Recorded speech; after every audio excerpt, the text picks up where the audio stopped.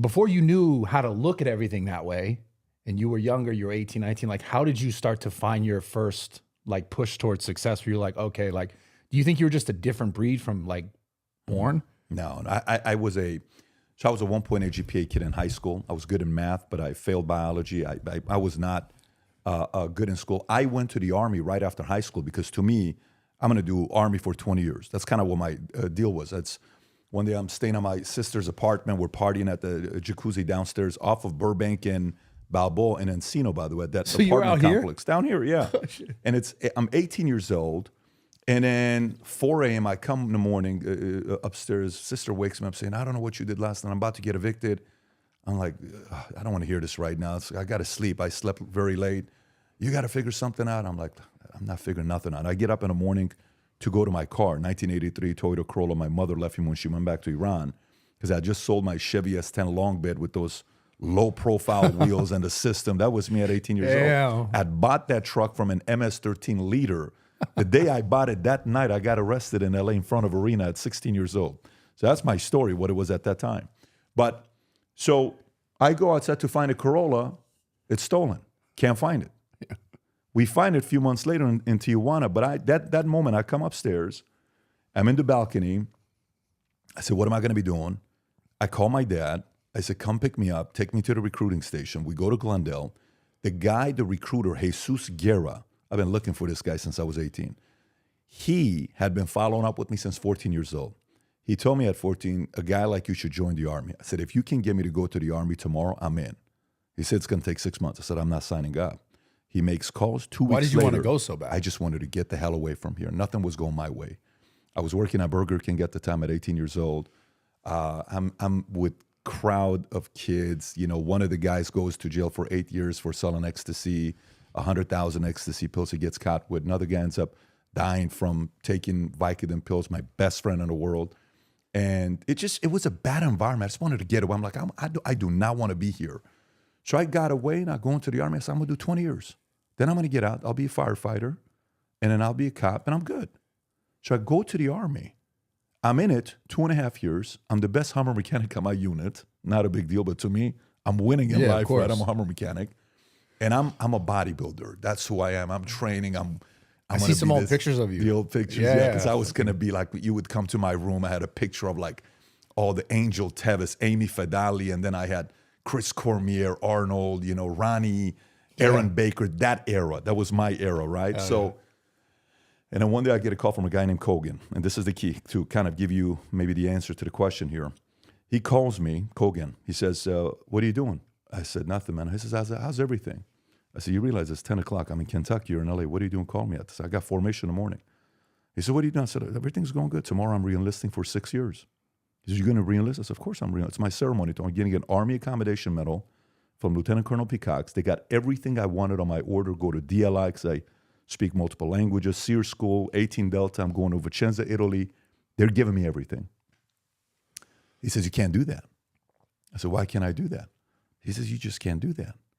He spent an hour on the phone pleading with me to get out. I said, tell me why. He says, because, Pat, I'm telling you, I believe you can be very successful outside of the military. Who was this person? Kogan. Okay. This is the only guy that came and visited me in the Army. He was with me for 3 weeks. We had a great time. When he said this to me, this was the first time somebody poured into me where I'm like, whoa, this is an interesting language on what you're talking about. Believing you're capable of this. I go to sleep. I wake up in the morning. I can't go to sleep. I go tell Colonel Peacocks I'm going to get out. I'm not staying in the Army. Anyways, I get out, and obviously from there things change. But to answer the question for you, in life, those who do something big, and I'm talking very big, they have 3 things in common, okay? One, they experienced unconditional love from one person. That's all you need. They experience unconditional love. You can screw up, you can get arrested, you can come home drunk, acting like a fool, you're sick as a dog, throwing up all over the place. It's okay, baby, mommy loves you. You're like, man, this person loves me like this? I was an idiot tonight, and you still love me? Wow, the possibility of this kind of love exists. That's hope. 2, you need unbelievable pain of betrayal of someone whose approval you will never gain. You will never win. You're going to go, it could be an ex, could be a father, could be a mother, could be a uncle, a coach, a sibling, somebody that shattered your heart publicly, humiliated you. And no matter how much you win, no matter how much money you make, no matter how buff you are, how much you bench, how much you squat, you're never going to win that person over. It's unbelievable pain. The third one is choosing the right enemy. The third one is choosing the right enemy. Explain that one. The first two I one? understand very clearly. Yeah. The second one I understand extremely personal. The third one I want to understand your perspective on it. Yeah, I can tell. By the way, I'm saying this to you because that's kind of my life, these three. The third one is like, dude, we choose so many wrong enemies for no reason. Like, you know, I'm a diehard Laker fan. Screw the Clippers and the Celtics. What a waste of an enemy. And we consume our time looking at the numbers and the data, for what? How much time am I putting into this enemy? Lakers don't pay you shit. What do you mean enemy? Or this or that. Now, later on, if you own a team and you're like, now you can have real enemies because there's business involved. Enemies could be, you know, somebody you're competing with. They're maybe a level above you. It's not like a big deal. You're like, oh, okay, this. And then some people just do something to you that wake your ass up. I'm 24 years old, 23, 24 years old. And at this point, I'm going to Vegas 26 times a year. I skip the Zizix, the 3.5 hour drive that you make to go to, you know, Vegas, and I'm partying, pimps and hoes and all this stuff. And Naked was the club back in the days. That was a big deal. And all these, but this is, you know, Garden of Eden, Century Club. I'm talking Dublin's. This is old school stuff. You're 35. I'm 45, 36, I think you said. I'm 34, 34. Okay, so 11 years. So, you know, maybe you know those names. You probably don't know those names. But I will tell you what happened. One day I go to Christmas party with my dad, a Syrian family. We're in Glendale. We're nobody. Our family's nobody. There's no one in our family that has something to say. Well, you know, the David family does. My dad's working at a 99-cent store on Manchester, right next to Great Western Foreman, Englewood. He's had so many heart attacks. My dad is like, you know, he went from being successful in Iran, lost everything, and he just came here divorced. Just one of those reputations. Incredible man. So we're at this Christmas party. And you're 28 years old. I'm 23, 24 years old. Bro, this one relative, who's a sweet guy, says one condescending comment about my dad. I have no idea what happened. I look at this guy like, I'm going to kill you. And then I look at my dad, and I saw my dad go like this a little bit. Oh.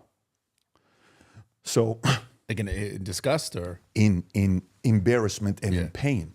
Yeah. And then I looked at him and I said, I'm giving you permission to talk to my dad like that. No problem. You want to talk to my dad like that? It's your fault, Pat. I said, Dad, we're leaving. I said, what do you mean? I said, we're leaving. He said, we just got here. I said, we're leaving. He said, we're not leaving. My family's here. You're not going to embarrass me. I said, Dad, we're leaving. He pulls me aside. He says, this is my family. I said, Dad, I'm telling you we're leaving. I'm your ride. Tell them we're leaving. And then I go around, hey, thank you, everybody. Thank you so much. We're leaving. We walk to the car. We're fighting the entire time. We get in the car. We got a 30-minute drive back to Granada Hills because I'm living in Granada Hills at the time. I say, he doesn't talk to you like that. I said, these people you helped, I know these people. Who the hell is he to talk to you like that? And then I asked my sister to come home and my brother-in-law, Siamak, to come home, Paulo and Siamak. And I said, I don't care what happens. The world is going to know your last name. They're going to know how incredible of a father you are. They're going to have to kill me, but they're going to know who you are. Bradley, I didn't know that was going to be my enemy. All of a sudden, I call my girlfriend. I said, we're done. I go 17 months, no sex. Well, I'm telling you 17 months, no sex. I go 17 months, no sex because I'm single at this time. I drop Vegas. I tell all my friends, don't call me anymore. They thought I'm bullshitting them. Everything for me became obsessed about winning to make this guy proud. That fire at 23, 24 is still here. And it's still pushing.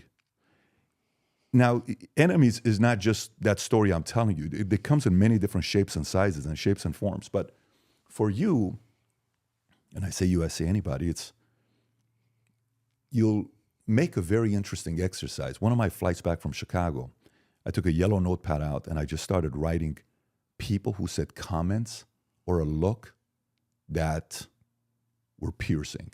And I just wrote it down. I'm like, oh, and I wrote down. Kept writing. No. Next page. Because typically it's like, I'm the best. I'm the greatest. You're a leader. You're a this. Yeah, whatever. I read this. I'm on a flight and I'm ready to roll. And then that became my affirmation. Rather than the affirmations for me being all the positive things, it became these affirmations of what people said. And then that produced juice in me wanting to go in ways I wouldn't have normally gone.